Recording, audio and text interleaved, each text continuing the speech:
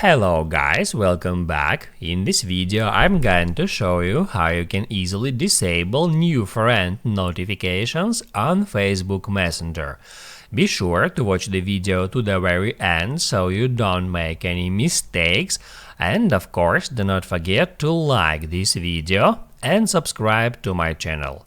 So let's begin, and first open up Messenger app.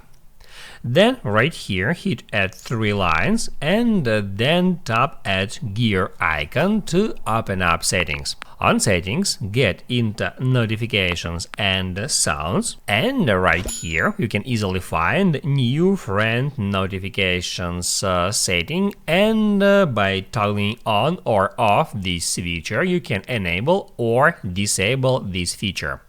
If you want to disable new friend notifications, just toggle this feature off, and from now on you will not get any chat thread when you have a new Facebook friend. Now you can write down in the comments below if you have any questions about that tutorial, and also I recommend you to check out my Messenger tutorials playlist, which you can easily find in the description. Hit the like button if you liked that video, and see you in the next one.